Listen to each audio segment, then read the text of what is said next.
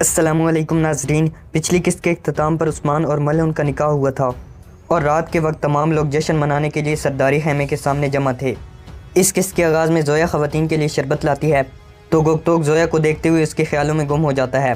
زویا شربت لا کر خواتین کو پیش کرتی ہے۔ ایک بچی ملہون سے کہتی ہے، آپ بہت خوبصورت لگ رہی ہیں ملہون خاتون۔ یہ سن کر گونچا اور آئے گل منہ بنا لیتی ہیں۔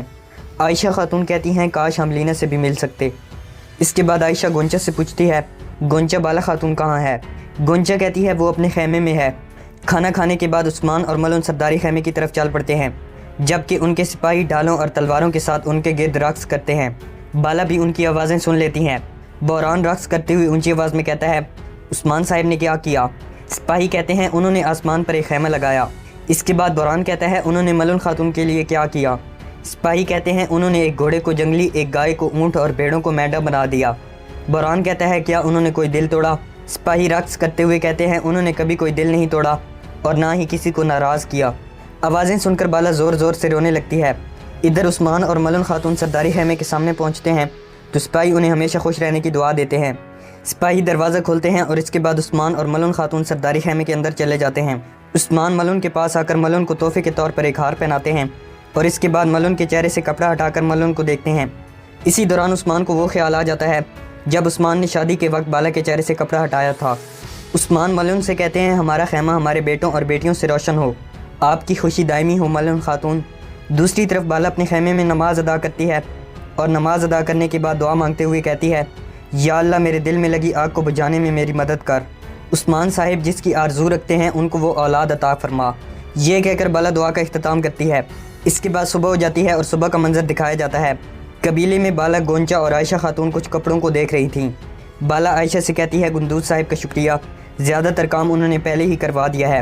عائشہ کہتی ہے، اب خواتین اور بچوں کی ضروریات کو دیکھنا ہم پر منحصر ہے بالا خاتون۔ گونچا کہتی ہے، میں خیمہ بخیمہ جا کے ہر ایک سے ان کی ضروریات کے بارے میں پوچھوں گی۔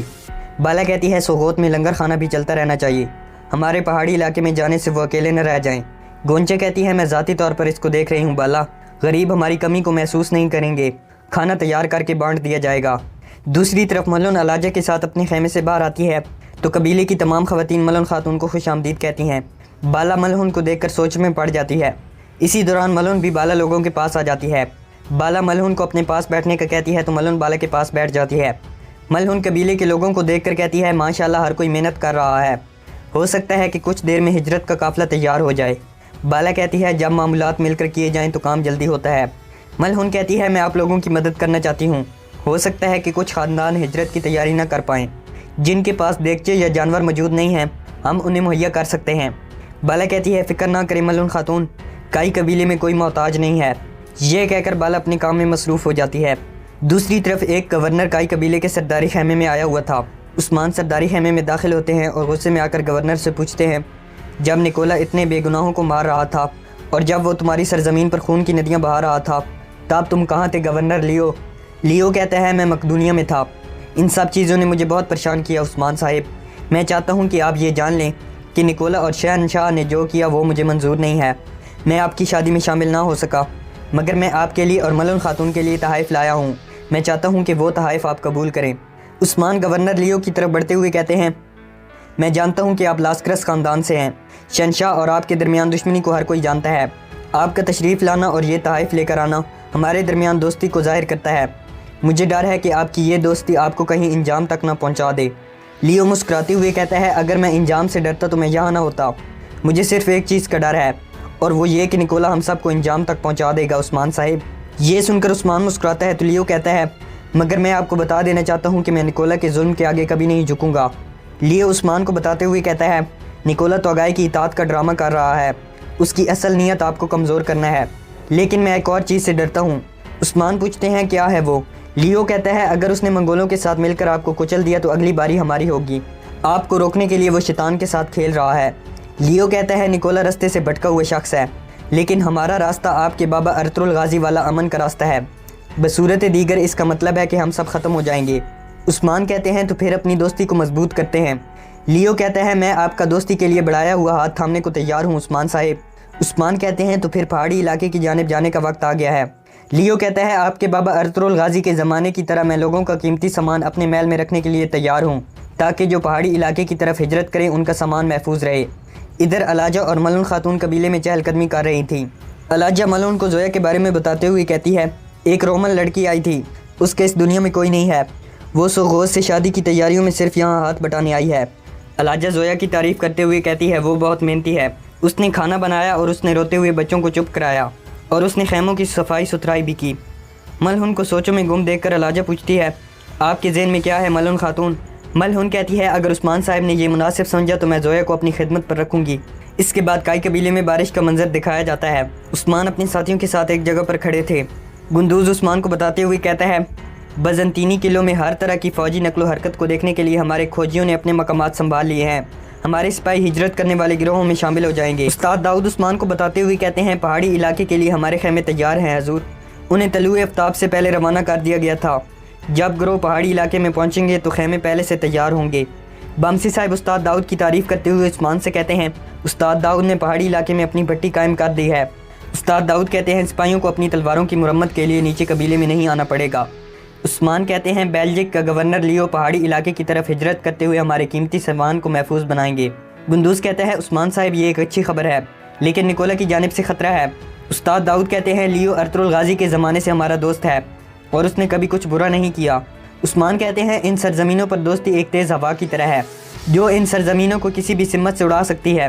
بامسی صاحب کہتے ہیں ہم خانہ بدوش ہیں لیکن جلد یا بدیر ہم نے جہاں ہجرت کی ہے وہ ہمارا گھر ہوگا، لیکن اگر لیو کا ارادہ اچھا نہ ہوا تو پھر اس کا انجام قبر ہوگا۔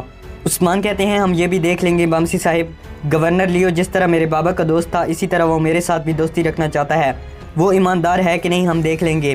دوسری طرف اناگول قلعے میں نکولا کچھ کمانڈروں کے ساتھ بات چیت کرنے میں مصروف تھا۔ اسی دوران توگائے وہاں آتا ہے تو نکولا توگائے کو دیکھتے ہوئے کہتا ہے تم ریگستانوں کے کڑکتے سورج کو میرے کمرے میں لے آئے ہو توگائے، تمہارے غضب کو خوش آمدید۔ نکولا توگائے کو بتاتے ہوئے کہتا ہے تم نے مجھے میری ماں کی یاد دلا دی ہے، تم مسلسل مختلف جذبات دکھا رہے ہو اور ایک طرف سے تم صحرا کی خاموشی بھی لائے ہو۔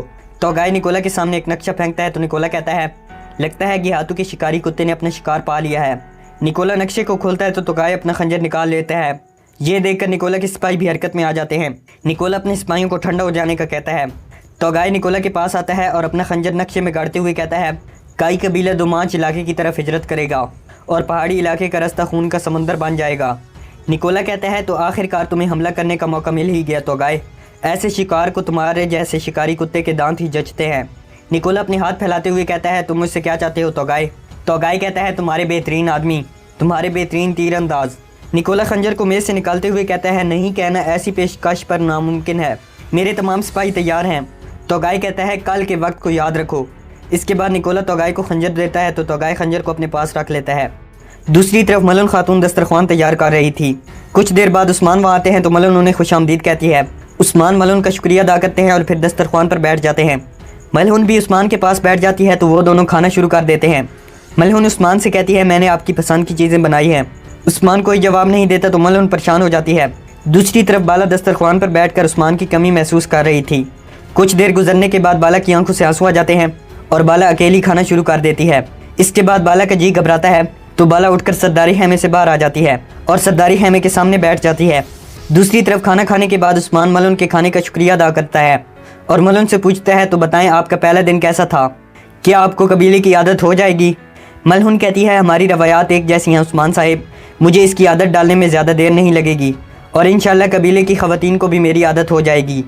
کچھ دیر بعد ملعون عثمان سے کہتی ہے آپ کا جی گھبرا رہا ہے عثمان صاحب، ایسا لگتا ہے آپ تازہ ہوا چاہتے ہیں، لیکن اگر آپ یہاں سے جانے کا ارادہ کرتے ہیں تو میں آپ کو پابند نہیں کرنا چاہتی۔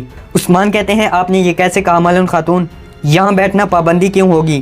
ویسے تو یہ شادی دونوں قبائل کو متحد کرنے کے لیے کی گئی ہے، مگر آخر کار یہ شادی ہو ہی گئی اور اب ہم میاں بیوی ہیں۔ ملعون جذباتی ہو کر کہتی ہے میں بھی یہی بات کر رہی ہوں عثمان صاحب، دونوں قبائل کے مفادات پورے ہو گئے ہیں۔ عثمان کہتے ہیں یہ صرف دو قبائل کے مفادات کی شادی نہیں ہے۔ ملعون پوچھتی ہے تو پھر کیا ہے؟ عثمان کہتے ہیں کائی قبیلے کو آپ جیسی خاتون کی ضرورت تھی۔ اس کے بعد ملعون کھڑے ہو کر کہتی ہے عثمان صاحب جب بھی آپ یہاں آئیں گے تو دسترخوان تیار ہوگا اور میرا چہرہ حشاش بشاش اور میرا خیمہ گرمایا ہوگا، جب بھی آپ چاہیں آپ آ سکتے ہیں عثمان صاحب۔ عثمان کھڑے ہو کر ملعون کے پاس آتے ہیں تو ملعون اپنے سینے پر ہاتھ رکھ لیتی ہے۔ یہ دیکھ کر عثمان ملعون کو شب بخیر کہتے ہیں اور پھر وہاں سے چلے جاتے ہیں۔ عثمان جب اپنے خیمے سے باہر آتے ہیں تو بالا خاتون سرداری خیمے کے سامنے بیٹھی تھیں۔ عثمان انہیں دیکھ کر کچھ سوچنے لگتے ہیں اور پھر عثمان بھی بالا کے پاس آ کر بیٹھ جاتے ہیں۔ یہاں پر اس ایپیسوڈ کا اختتام ہو جاتا ہے۔